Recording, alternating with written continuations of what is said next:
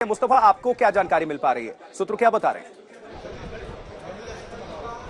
बिल्कुल, पहले आपको थोड़ा इलाके के बारे में बताते हैं। हरिहरेश्वर वो इलाका है महाराष्ट्र का जो अरेबियन सी में जाकर के मिलता है। वहां पर 2 संदिग्ध बोट मिली थी पुलिस को। उन 2 संदिग्ध बोट में से एक बोट में जो हमारी जानकारी प्राप्त हो रही है अभी प्राथमिक तौर पर, उसमें एक AK-47 और कुछ लाइव बुलेट्स मिली है। ये जानकारी एसपी रायगढ़ की तरफ से आ रही है। रायगढ़ जो जिला है उसको अलर्ट पर इस वक्त डाल दिया गया है और आगे की जो इंक्वायरी है वो की जा रही है। तो ये आप कह सकते हैं कि एक तरह से क्योंकि समंदर को लगकर के इलाका है, वहां पर इस तरह के जो एम्यूनेशन मिले हैं उसको काफी सीरियसली ले रही है महाराष्ट्र सरकार। और आने वाले त्यौहार जैसे कि कल दही हंडी का जो त्यौहार है वो सेलिब्रेट किया जाना है। आने वाले समय में गणपति त्यौहार जो बहुत बड़े तौर पर मुंबई में महाराष्ट्र में मनाया जाता है। मुंबई से कई लोग कोंकण की तरफ जाते हैं। कोंकण वही इलाका है श्री हरिहरेश्वर का जहां पर ये बोट मिली है, बोट में एम्यूनेशन मिली है। तो इस पूरे मामले को एक तरह से बहुत सेंसिटिव तरीके से देखा जा रहा है महाराष्ट्र सरकार की तरफ से। महाराष्ट्र में जो असेंबली सेशन है वो भी शुरू है।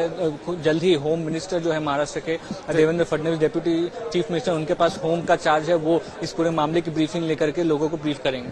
आने वाले वक्त में बहुत सारे त्योहार हैं भारत में। जन्माष्टमी की बात कर लें, आज है और कल भी है, उसके बाद से गणेश चतुर्थी है, इसके पहले और भी दही हांडी का कार्यक्रम है महाराष्ट्र में। तो किस तरह से इसको लेकर, और साथ ही आला अधिकारियों की बात कर ले तो उच्च अधिकारी कौन कौन से वहां पर उनकी मौजूदगी देख पा रहे हैं आप? जी बिल्कुल, अभी फिलहाल जो है वहाँ पर एसपी जो DYSP है रायगढ़ के, वहाँ वो मौजूद है उस इलाके के और पूरी तफ्तीश की जा रही है कि क्या हुआ है। बेसिकली 2 बोट जो हैं उसमें से एक बोट में ये पाया गया। तो कहीं ना कहीं हरिहरेश्वर जो है वो एक समुद्री इलाका, जो कोस्टल बेल्ट है उसका, वो काफी लंबा है।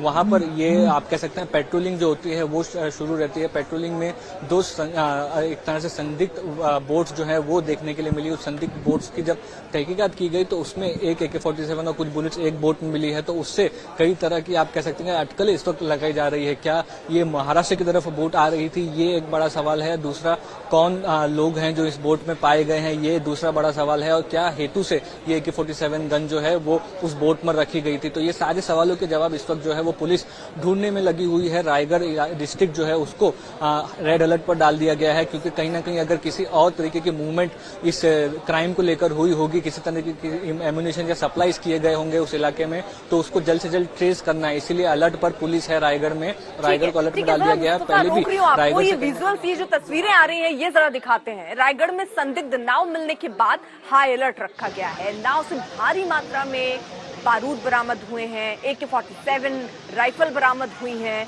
और संदिग्ध नाव मिलने के बाद अब पूरी जगहों पर तलाशी हो रही है कि आखिरकार किस मंशा से यहाँ ये नाव लाई गई, इसमें AK-47 कहां से पहुंचा, ये राइफल, और साथ ही साथ जो बारूद बरामद हुए हैं वो आखिरकार कौन यहाँ पर किस तरीके की साजिश रच रहा था। अब जांच इसी दिशा में आगे बढ़ रही है, लेकिन एक बड़ी साजिश जिसको जरूर कहेंगे कि यहाँ नाकाम हुई है।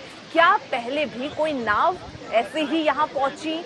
क्या इसके कनेक्शन और भी हो सकते हैं? अब इस एंगल को भी खंगालने की जाहिर तौर पर कोशिश पुलिस की होगी। कहीं ऐसा तो नहीं है कि कोई और लोग पहले नाव पर सवार होकर यहाँ पहुंचे हों और जो AK-47 या राइफल हम देख रहे हैं ये कहीं अंदर मुंबई में ना चले गए हों। मुस्तफा लगातार हमारे साथ मौजूद है। मुस्तफा, हर एंगल पर देखिए जांच आगे चल रही है। जहाँ एक तरफ नजर इस पर रहेगी कि ये नाव यहाँ कैसे पहुंची, कौन लेकर आया, तो नजर इस बात पर भी रहेगी कि क्या केवल पहली ये नाव थी या इससे पहले भी कोई नाव ऐसे ही यहाँ पहुंची हो।